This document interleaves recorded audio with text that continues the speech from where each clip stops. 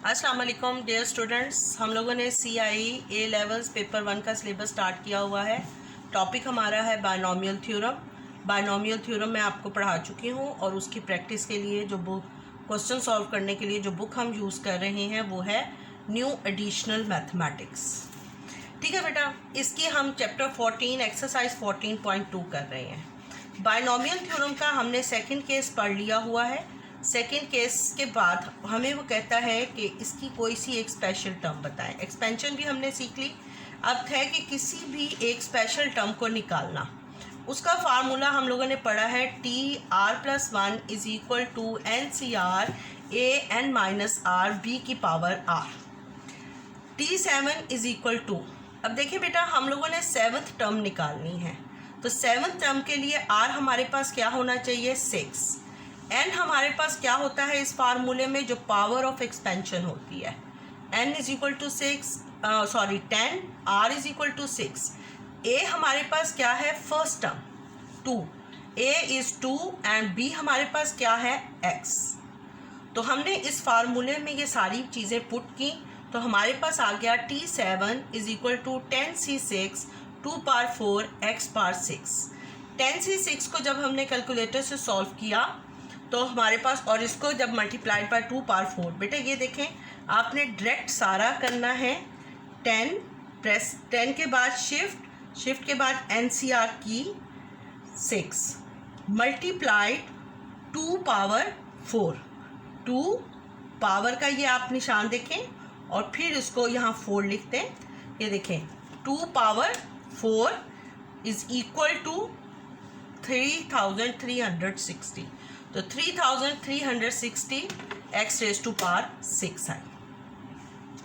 ठीक, question number 6 मैंने आपको एक्सप्लेन कर दिया था। क्वेश्चन नंबर 6 देखें, find the indicated term in each of the following expression. यानी ये एक्सप्रेशन है और इसके सामने ये इंडिकेटेड टर्म है, इसको फाइंड करें। इसी तरह बी पार्ट है इसका है, देखिए 3x - 2 पावर 9, तो इसकी इंडिकेटेड टर्म क्या है, फोर्थ टर्म।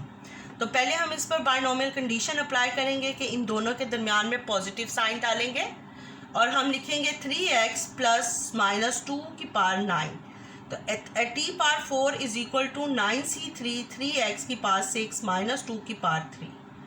9 - 3 6 होता है और R 3 है, तो सेकेंड एक्सप्रेशन की सेकेंड टर्म की वैल्यू R होती है। इसको कैलकुलेटर से सॉल्व किया तो हमारे पास ये आंसर आ गया। नेगेटिव साइन की पावर ऑड है तो आंसर हमारे पास नेगेटिव में आएगा। ठीक, इधर अब बताने की ज़रूरत नहीं कि ये जो फार्मूला है इसमें n हमारे पास 9 है, r हमारे पास 3 है, a 3x है और b -2 है। जनरल फार्मूला आपने ये वाला अप्लाई करना है। इसी का सी पार्ट देखें, सी पार्ट में वो कहता है y माइनस, अब देखें दोनों दो वेरिएबल्स हैं, इससे भी कोई फ़र्क पड़ नहीं पड़ेगा। y - 2x पावर 10 इसकी फिफ्थ टर्म निकालनी है। बायनॉमियल कंडीशन अप्लाई की, इन दोनों के दरमियान में पॉजिटिव साइन लाए, ब्रैकेट में -2x लिखा और फिफ्थ टर्म निकालनी है तो r हमारे पास 4 होगा। फिफ्थ टर्म निकालनी है तो r is equal to 4, n is equal to power of expansion, a term y and b term हमारे पास क्या है, -2x, और general formula TR+1 NCR AN-R B की पावर R। कैलकुलेटर से हमने सॉल्व किया तो ये हमारे पास आ गया। अब बेटा वो कहते हैं x + 1/2x² की मिडल टर्म निकालें। अब बेटा मिडल टर्म निकालने का तरीका क्या होता है कि ये जो एक्सप्रेशन की पावर होती है इसको 2 से डिवाइड कर दें, यानी 12 डिवाइडेड बाय 2, 6 आ गया, 6 + 1, तो मिडल टर्म कौन सी हो गई, seventh term. Seventh term is middle term, seventh term is middle term. तो T7 is equal to 12C6 x power 6 1/2 x² power 6 T7 231/16 x²। T7 is equal to 14 7/16 x - 6। बेटा ये question number 6 हम लोगों ने सॉल्व कर लिया।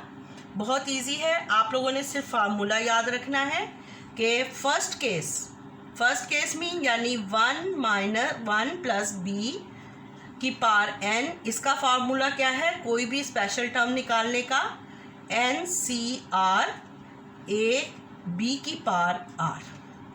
और इसका दूसरा केस ए प्लस बी की पावर एन, इसका जनरल फार्मूला क्या है, T R plus one N C are.